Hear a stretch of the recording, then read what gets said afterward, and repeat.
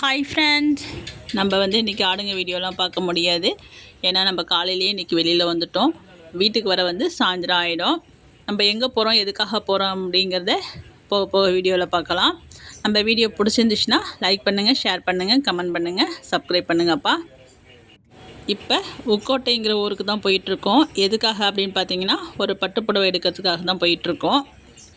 இந்த ஊர் எங்கே இருக்குது அப்படின்னு பார்த்தீங்கன்னா, கங்கை கொண்ட சோழபுரம் இருக்குது இல்லையா, அதுக்கு பக்கத்தில் குருவாலப்பர் கோவில் அப்படிங்கிற ஊர் வரும். அதுக்கு அடுத்தது தான் அந்த குருவாலப்பர் கோயிலேருந்து உள்ளார ஒரு ரோடு பிரியும். அதுதான் உக்கோட்டை போகிற வழி.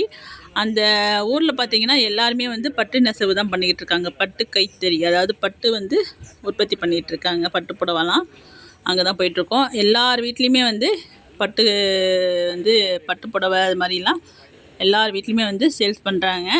நம்ம இந்த ஊருக்கு வர்றது 2வது டைம் வரோம். இப்போ எந்த கடைக்கு வந்திருக்கோம் அப்படின்னு பார்த்தீங்கன்னா, இங்கே பாருங்கள், எம்கே சுந்தர் சில்க்ஸ் அப்படிங்கிற கடைக்கு தான் வந்திருக்கோம். ஸ்ரீ முருகன் பட்டு சென்டர் அப்படிங்கிற கடைக்கு தான் வந்திருக்கிறோம். இங்கே கொஞ்சம் பில்டிங் வேலை நடந்துகிட்டு இருக்குது. அதனால தான் அங்கே கலவைலாம் கலந்துட்டுருக்காங்க. நம்ம உள்ளார வந்தாச்சு. இந்த புடவையெல்லாம் பாருங்கள்.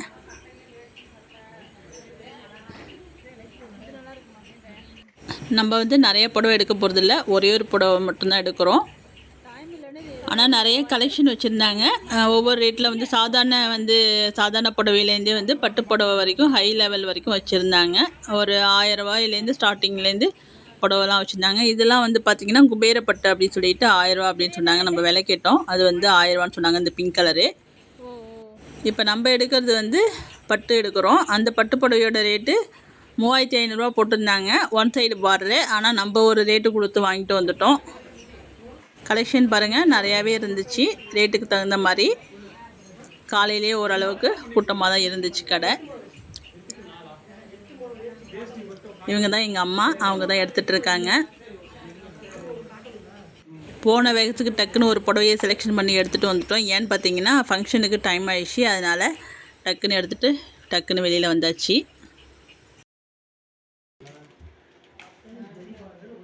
இந்த வீடியோ பார்த்துட்டு இருந்தீங்கன்னா உக்கோட்டையில் யார் யார் இருக்கீங்க அப்படின்னு கமெண்ட் பண்ணுங்கள். யார் யாருக்கு இந்த ஊரை தெரியும் அப்படின்னு கமெண்டில் சொல்லுங்கள். கண்டிப்பாக சரண்யா சிஸ்டருக்கு தெரியும். அவங்க ஊருக்கிட்ட தான் நம்ம போகிறோம். இதெல்லாம் ஒன் சைடு பார்டரு. நம்ம ஒரு புடவை மட்டும் செலெக்ஷன் பண்ணியிருந்தோம். இந்த கலர், இந்த ப்ளூ கலரில் இருக்குது பாருங்கள், கை வைக்கிறாங்க பாருங்கள், அந்த புடவை தான் செலெக்ஷன் பண்ணியிருந்தோம். ஒரு 5 நிமிஷத்தில் புடவை செலெக்ஷன் பண்ணது நம்மளாக தான் இருப்போம். நமக்கு முன்னாடி போனவங்கலாம் உட்காந்துட்டாங்க. எல்லோரும் நம்மளை ஆச்சரியமாக பார்த்தாங்க, என்னடா இவ்வளோ சீக்கிரம் செலெக்ஷன் பண்ணிட்டாங்களே அப்படின்ட்டு. இப்போ எதுக்காக ட்ரெஸ் எடுக்கிறோம் அப்படின்னு, புடவைலாம் எடுக்கிறோம் அப்படின்னு பார்த்தீங்கன்னா, ஒரு காது குத்தி ஃபங்க்ஷனுக்கு தான் புடவை எடுக்கிறோம். பசங்களுக்கு காது குத்துறாங்க. அதுக்கு அம்மாக்காரங்களுக்கு, அம்மாவுக்கு, பசங்களுக்கு, அப்பாவுக்கு, எல்லாருக்குமே ஃபேமிலிக்கே எடுக்கிறோம். அதில் அம்மாவுக்கு பட்டு புடவை எடுக்கணுங்கிறதுனால அவங்களுக்கு பட்டு புடவை எடுக்கிறோம். எல்லாத்தையும் எடுத்துக்கிட்டு கிளம்பியாச்சு. இப்போ ஜெயங்கொண்டம் வழியாக நம்ம போயிட்டுருக்கோம் ஊருக்கு. எந்த ஊருக்கு போகிறோம் அப்படின்னு பார்த்தீங்கன்னா, ஜெயங்கொண்டம் போய் அதுக்கு அந்தாண்ட வாரியங்காவலுங்கிற ஊருக்கு போயிட்டு, அதுக்கு அந்தாண்ட தேவனூருங்கிற ஊருக்கு தான் போயிட்டுருக்கோம். கோயிலில் தான் காது குத்தி ஃபங்க்ஷன் வைக்கிறாங்க. நம்ம கோயிலுக்கு தான் போயிட்டுருக்கோம். நம்ம வழி தெரியாமல் அங்கேயும் இங்கேயும் அலைஞ்சி ஒரே வழியாக ஊரை கண்டுபிடிச்சாச்சு. இது நம்ம மேடாக இருக்குது இல்லையா, இதுக்கு அந்தாண்ட பார்த்திங்கன்னா பெரிய குளம் ஒன்று இருக்குது. நல்ல பெரிய குளம், ஆழமான குளம். நம்ம கோயில்கிட்டையும் வந்துட்டோம். கோயிலை பாருங்கள், பழமை மாறாமல் நல்ல அழகாக. அப்போ அந்த காலத்துலலாம் எப்படி கோயில் இருந்துச்சோ அதே மாதிரியே இந்த கோயிலை நான் பார்க்குறேன். இப்போலாம் பார்த்திங்கன்னா நம்ம வீடு மாதிரியே, பில்டிங் மாதிரியே கட்ட ஆரம்பிச்சிட்டாங்க கோயிலெலாம். இது அந்த பழமை மாறாமல் இருந்துச்சு. பார்த்ததுமே எனக்கு ரொம்ப பிடிச்சிருந்துச்சு இந்த இடம். இந்த சீட்டி போட்டிருக்கிறது பார்த்திங்கன்னா சாப்பாடு பரிமாறுற இடம். இந்த ஓட்டு கட்டடம் தான் சாமி இருக்காங்க. என்ன சாமி இருக்காங்க அப்படின்னு பார்த்திங்கன்னா பச்சையம்மன் இருக்காங்க.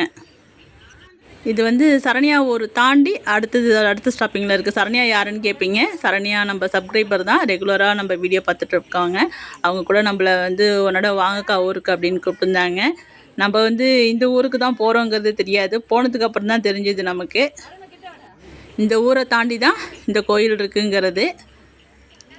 கண்டிப்பாக இந்த வீடியோ ஃபுல்லாக பார்த்தாங்கன்னா தெரியும் அவங்களுக்கு. கண்டிப்பாக அந்த கோயிலுக்கு அவங்க வந்திருப்பாங்க.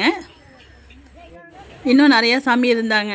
அப்புறம் வேல்முனி அப்படின்னு சொன்னாங்க. இந்த வேல் வச்சுருக்காரு இல்லையா, அவங்களாம் வேல்முனி, பச்சையம்மன், அப்புறம் நவக்கன்னிகை இருந்தாங்க. சுற்றியும் பார்த்தீங்கன்னா காட்டுக்குள்ளே தான் இருந்துச்சு. மெயின் ரோடு இறங்குனோடனே கோயில் இருக்குது. ஆனால் கோயிலுக்கு அந்தாண்டெல்லாம் பார்த்திங்கன்னா சுற்றியுமே வந்து காடாக தான் இருக்குது.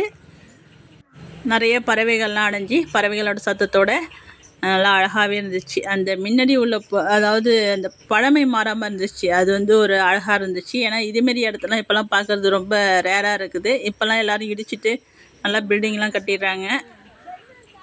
அப்போ உள்ள சாமிலாம் பார்த்திங்கன்னா இப்படி தான் இருக்கும். எல்லா சாமியுமே காட்டுக்குள்ளே தான் இருக்கும். இப்போ தான் வந்து பார்த்திங்கன்னா பரிணாம வளர்ச்சிங்கிற பேரில் எல்லாத்தையுமே வந்து நம்மலாம் மாற்றிட்டோம். இது ஆனால் எனக்கு பிடிச்சிருந்துச்சுப்பா. நல்லா அழகாக இருந்துச்சு. இந்த ஓட்டு கட்டடத்துக்குள்ளார தான் வந்து இந்த பச்சையம்மன், நவக்கண்ணிகை அப்படிங்கிற சாமிலாம் இருந்துச்சு. பெரிய ஆலமரம் ஒன்று இருந்துச்சு. அதில் வந்து நாங்கள்லாம் ஊஞ்சல் ஆடணும் கொஞ்சம் நேரம். இன்றைக்கி வெயில் வந்து நல்ல பயங்கரமான வெயில். அதனால் ஆலமரத்து நிலையில் உட்காந்ததுமே நல்லா இருந்துச்சு ஜில்லுன்னு. இது வந்து மெயின் ரோடு. ஆலமரத்துக்கடியில் ஒரு சாமி இருக்காங்க. இவங்கெல்லாம் பேர் என்னன்னு தெரியல. இந்த ஓட்டு கட்டடத்துக்குள்ளார தான் பச்சையம்மன் இருக்காங்க. இவங்க தான் வந்து பச்சை கலர் புடவை கட்டியிருக்கு இல்லையா, அவங்க தான் வந்து பச்சையம்மன் அப்படின்னு சொன்னாங்க. உள்ளார வந்து இன்னும் நிறையா சாமி இருக்குது. பார்க்கவே எல்லாம் அழகாக அம்சமாக நல்லா அழகாக இருந்துச்சு. இதுக்கு வந்து பூசை அப்படின்னு சொல்லுவாங்க. பூசை போடுறது அப்படின்னு. இதுக்கு வந்து நான்வெஜ்ஜெல்லாம் சமைச்சி இன்றைக்கி வந்து பூசை போட்டாங்க. எல்லாம் சிக்கன், மட்டன் எல்லாம் சமைச்சி வரவங்க எல்லாருக்குமே சாப்பாடு போட்டாங்க. நாங்களும் சாப்பிட்டுட்டு கிளம்பி ஒரு 3:30 மணிக்கா வீட்டுக்கு வந்தாச்சு.